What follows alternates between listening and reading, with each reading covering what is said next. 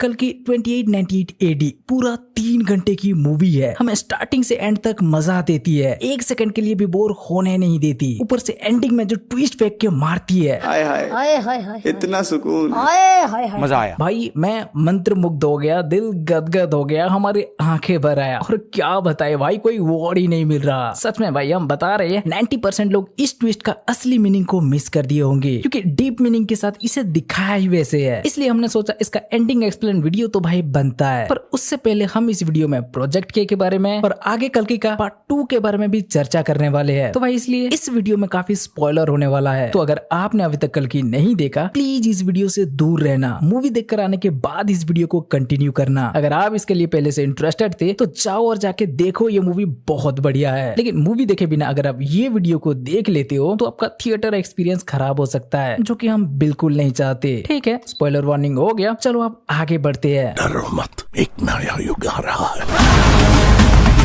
हाँ तो पहले भाई प्रोजेक्ट के, यही वो चीज है जो कॉम्प्लेक्स में रहने वाली सुमति को, काशी में रहने वाला भैरवा को, संबाला में रहने वाले रेवेल्स को और द्वापर युग का चिरंजीवी अश्वत्थामा को सबको एक जगह ले आया और इसी को सेंटर पॉइंट बना के कहानी को आगे बढ़ाया गया। ओके, तो देखो सुप्रीम यास्किन को पावर के लिए, जिंदा रहने के लिए एक सीरम चाहिए था, जिसके वजह से वो प्रोजेक्ट के नाम से एक प्रोग्राम चला रहा था, जिसमें एक फॉर्मूला को लड़कियों पर सीडिंग किया जाता है और लड़कियों के अंदर वो शीड 150 डेज तक ग्रो करने के बाद एक्सट्रैक्ट करके उससे सीरम निकाला जाता है, जिस सीरम को कि सुप्रीम यास्किन लेता है। हाँ, पर ये इतना आसान नहीं है, क्योंकि जाहिर सी बात है वो फॉर्मूला की सीडिंग के लिए फर्टाइल लड़की ही चाहिए। और 2898 में इनफर्टिलिटी या कहीं बांझपन इतना बढ़ गया है भाई, स्कैनिंग करके ढूंढना पड़ रहा है कि कौन सी लड़की नेगेटिव है और कौन सी लड़की पॉजिटिव। लेकिन इतना ही नहीं, चलो हजारों में से एक लड़की निकल भी गई पॉजिटिव, जो कि प्रेग्नेंट हो सकती है, तो आगे एक और प्रॉब्लम है। जिस फॉर्मूला को सुप्रीम यास्किन ने बनाया है वो इंसानी डीएनए से काफी आगे है। यह फॉर्मूला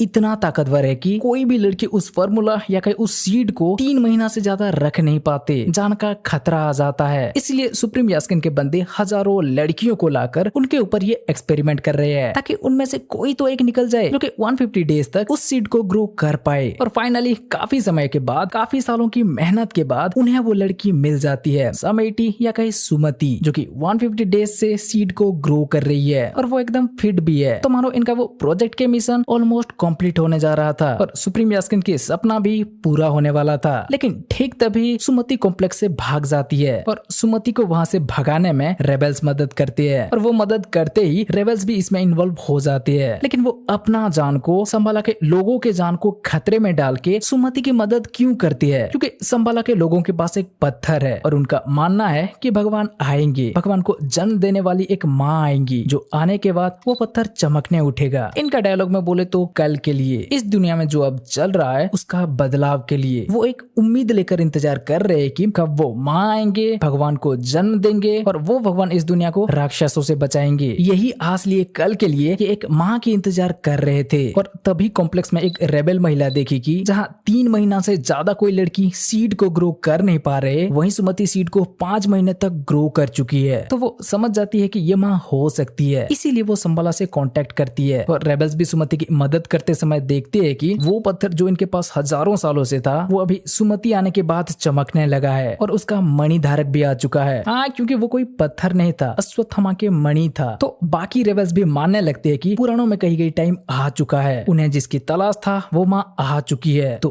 कल के लिए वो इसमें इन्वॉल्व हो जाते हैं। मतलब अगर वो प्रोजेक्ट के वाले एक्सपेरिमेंट नहीं चल रहा होता, वो सीड को सुमति के अंदर प्लांट नहीं किया जाता, तो रेबेल्स इसमें इन्वॉल्व बिल्कुल नहीं होते। अब अगर बात करें अश्वत्थामा के, तो भाई ये महाभारत में युद्ध के समय उत्तरा पर ब्रह्मास्त्र चलाए थे और इन्हें श्री कृष्ण से श्राप मिला था। इसके बारे में हम उस श्राप के बाद जब अश्वत्थामा प्रायश्चित के लिए पूछे थे, तब श्री कृष्ण बोले थे कि कली युग के अंत में जब वो कल्कि अवतार लेंगे, उनका ये मणि उन्हें ढूंढते हुए खुद आ जाएगा। तब अश्वत्थामा को कल्कि को रक्षा करना होगा, तो उनका प्रायश्चित हो जाएगा। तो इसीलिए अश्वत्थामा सिर्फ वो एक ही व्यक्ति को रक्षा करने के लिए प्रतीक्षा कर रहे थे। और जब प्रोजेक्ट के ही एक्सपेरिमेंट से सुमति भगवान को अपने कोख में जगह देती है, तब अश्वत्थामा के वो मणि अपने आप उनके पास आ जाता है, वो बच्ची राया के जरिए, वो भी तब जब सुमति प्रॉब्लम में होती है। तो अश्वत्थामा उन्हें बचाकर अपने प्रायश्चित के लिए इसमें इन्वॉल्व हो जाते हैं। मतलब यहाँ भी इसमें अश्वत्थामा के इसमें इन्वॉल्व होने का कारण प्रोजेक्ट के है। अगर प्रोजेक्ट के प्रोग्राम नहीं चल रहा होता तो सुमति प्रेग्नेंट नहीं होती और ना ही अश्वत्थामा को वो मणि मिलता, जिसके बाद कि वो सुमति की खोज में आते। और बाकी अगर अब बात करें भैरवा की, तो इसका भी इन्वॉल्व होने का कारण वही है, क्योंकि सुमति के जरिए प्रोजेक्ट के का और सुप्रीम यास्किन की सपना पूरा होने वाला था और सुमति कॉम्प्लेक्स से भाग आई तो वो लोग इसके ऊपर 1 मिलियन की बाउंटी लगा दी। और हम सबको पता है ऐसा बड़ा बाउंटी के लिए भैरवा कब से तरस रहा था। ये बाउंटी ही उसका कॉम्प्लेक्स में जाने का एक आखिरी मौका था। तो वो हाथ धोकर बाउंटी के पीछे बढ़ जाता है और आखिर में कॉम्प्लेक्स से सुमति, संबाला से रेबेल्स, द्वापर युग से अश्वत्थामा और काशी से भैरवा सब एक जगह आ जाते हैं, सिर्फ और सिर्फ उस प्रोजेक्ट के का एक्सपेरिमेंट की वजह से। जैसे सुप्रीम यास्किन स्टार्ट तो किया था शायद प्रोजेक्ट कली के लिए, लेकिन अब ऐसा टाइम आ चुका है कि ये प्रोजेक्ट कल्कि बन चुका है। क्योंकि वो फॉर्मूला उसने निकाला तो था बुराई फैलाने के लिए, लेकिन अब वो किसका काम आने वाला है? अच्छाई के लिए। तो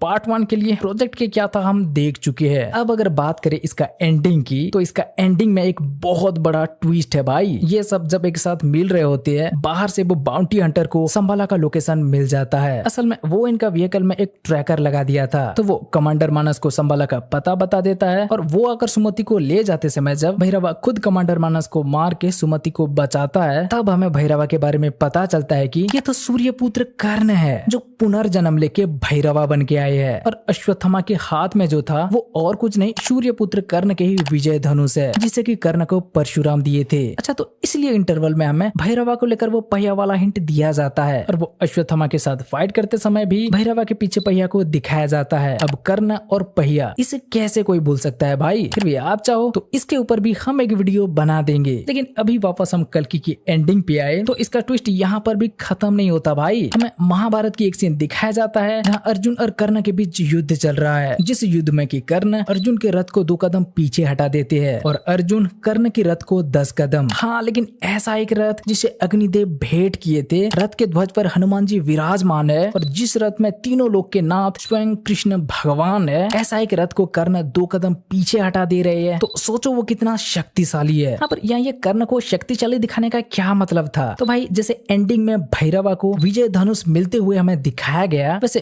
कॉम्प्लेक्स वालों को भी पहले एक धनुष मिलते हुए हमें दिखाया गया है। और ये दोनों किन किन का अस्त्र है? भैरवा को जो मिला वो कर्ण के विजय धनुष है और कॉम्प्लेक्स वालों को जो मिला वो अर्जुन के गांडीव धनुष है। और मिड क्रेडिट या कहीं पोस्ट क्रेडिट सीन में हम देख चुके हैं सुप्रीम यास्किन वो सीरम का एक ड्रॉप लेने के बाद वो गांडीव धनुष को उठाने की भी काबिल बन चुका है। मतलब कुछ समझ में आ रहा है कि वो अर्जुन और कर्ण के फाइट दिखाने का, कर्ण को इतना ताकतवर दिखाने का क्या मतलब था? क्योंकि भाई अब फिर से वही सीन मेकर्स रिक्रिएट करने की कोशिश कर रहे हैं। एक साइड सुप्रीम यास्किन के पास अर्जुन की गांडीव है तो दूसरे साइड भैरवा के पास कर्ण की विजय धनुष है और अब ये दोनों की अर्जुन और कर्ण जैसे युद्ध होने वाला है। लेकिन अगर आपके मन में यह सवाल उठ रहा है कि भाई तो फिर कली और कल्कि की क्या? तो भाई उसका समय अभी आया नहीं है, वो अभी जन्मे नहीं है। इसीलिए तब तक जैसे महाभारत युद्ध में श्री कृष्ण कुछ नहीं कर रहे थे, अस्त्र नहीं उठा रहे थे, वैसे इसके कुछ मूवी तक कल्कि कुछ नहीं करेंगे। वो सिर्फ सेंटर पॉइंट बनकर इस यूनिवर्स में रहेंगे, फिर जन्म लेंगे, बड़े होंगे, नाग अश्विन 7 चिरंजीवी को इस यूनिवर्स में लाएंगे, उसके बाद जाके कली और कल्कि की लड़ाई हमें देखने मिलेगा, इसका एंड गेम आएगा। लगता है इसका खेल बहुत लंबा चलने वाला है गाइस, इसीलिए इसे कल्कि सिनेमैटिक यूनिवर्स का नाम दिया गया। ठीक है, अब एंडिंग का ट्विस्ट के साथ मेकर्स सेकंड पार्ट की भी सेटअप कर चुके हैं, तो अब सेकंड पार्ट में हमें क्या देखने मिलेगा? अगर उसके बारे में बात किया जाए तो भाई सबसे पहले तो हम सुप्रीम यास्किन की बात करेंगे, क्योंकि कल्कि के अंश का सिर्फ एक ड्रॉप सीरम से ये जितना पावरफुल हो चुका है, इसके बाद सुप्रीम यास्किन तो भाई शांत नहीं बैठने वाला। वो बोल दिया है कि अब वो खुद सुमति को ढूंढने निकल पड़ेगा। और कमल हसन भी एक इंटरव्यू में बोल रहे थे कि इस मूवी में उनका सिर्फ कुछ ही मिनट का सीन है, लेकिन सेकंड पार्ट में इनका 90 मिनट की सीन होने वाला है। तो हाँ भाई, पार्ट 2 में तो इन्हें 1 से 1.5 घंटे की स्क्रीन टाइम मिलने वाली है, जिसके अंदर ये शांत बैठते हुए तो भाई बिल्कुल नहीं दिखेंगे, क्योंकि अब ये बात भी सुप्रीम यास्किन को पता चल चुका है कि 6000 साल पुराने गांडीव निकल आया, अश्वत्थामा आ गए है और एक नया शक्ति की आने की संकेत मिल रहा है। तो सुप्रीम यास्किन कंफर्म हो चुका है कि ये कल्कि अवतारी हो सकता है, अगर उसे नहीं मिटाए तो ये मिट जाएंगे। इसीलिए सेकंड पार्ट में ये खुद बचे रहने के लिए, अपने दबदबा बनाए रखने के लिए पहले तो वो सुमति को ढूंढ के सीरम हासिल करना चाहेंगे, फिर अपना पूरा जी जान लगा के उस बच्चा को मारना चाहेंगे। वहीं अगर अगर हम अश्वत्थामा की देखें तो भाई इन्हें अब मणि मिल चुका है, अपना मकसद मिल चुका है और भैरवा के रूप में ही कर्ण के पुनर्जन्म हुआ है, ये बात भी अश्वत्थामा को पता चल चुका है। तो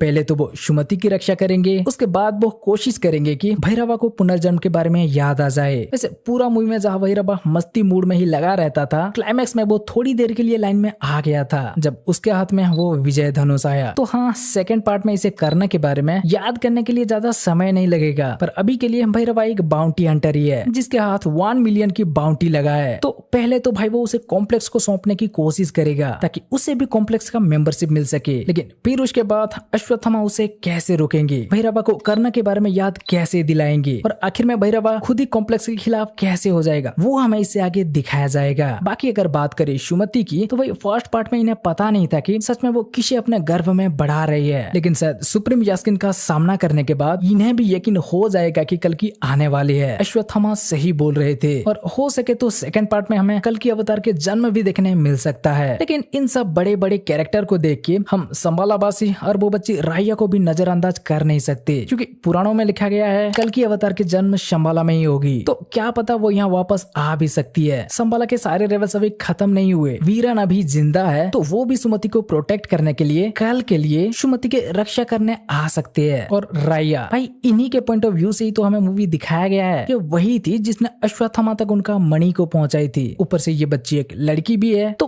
क्या पता आगे इस कैरेक्टर को लेकर कोई ट्विस्ट भी देखने मिल जाए। बोले तो कुल मिलाकर देखा जाए तो भाई सेकंड पार्ट का स्टोरी सुप्रीम यास्किन और पूरा हीरो के टीम का लड़ाई के ऊपर फोकस करेगा। फर्स्ट पार्ट के जैसे अश्वत्थामा और भैरवा के लड़ाई के ऊपर नहीं। माना कि इनके बीच अभी भी कुछ मन मुटाव है, लेकिन वो फर्स्ट हाफ के अंदर ही क्लियर हो जाएगा और हमें लगता है पार्ट 2 में सुप्रीम यास्किन अकेला आते हुए भी हीरो की टीम को कड़ी टक्कर देगा, क्योंकि भले ही ये चिरंजीवी अश्वत्थामा है और भैरवा कर्ण के पुनर्जन्म, लेकिन सुप्रीम यास्किन के अंदर अब कल्कि के अंश की एक ड्रॉप सीरम है भाई, मतलब मानो स्वयं भगवान के पावर का एक अंश। तो वो तो इनसे ज्यादा पावरफुल होंगे ना भाई, इसलिए सेकंड पार्ट में हमें कोई और चिरंजीवी भी दिख सकती है और कल्कि अवतार के जन्म लेने का भी चांसेस बहुत है। लेकिन हम तो भाई इन सबसे भी ज्यादा विजय धनुष और गांडीव धनुष के फाइट को, क्या कहे अर्जुन और कर्ण के फाइट को मेकर्स कैसे रिक्रिएट करके दिखाने वाले हैं और पार्ट 2 में महाभारत के और किसी कैरेक्टर को दिखाने वाले हैं, उसके लिए हम ज्यादा एक्साइटेड है। क्योंकि इस फर्स्ट पार्ट में जितना भी महाभारत के सीन था भाई सब बवाल लग रहा था, साथ में जैसे उसे फ्यूचर के साथ ब्लेंड करके दिखाया गया है भाई, नाग अश्विन के विजन को मानना पड़ेगा। इसीलिए हम महाभारत के पोर्शन के लिए ज्यादा एक्साइटेड है, पर साथ में ये डिस्टोपियन वर्ल्ड को देखने के लिए भी, जहाँ की एक तरफ रूखी सूखी दुनिया पड़ी है तो एक तरफ हरी भरी कॉम्प्लेक्स, फिर इसे काशी शंबाला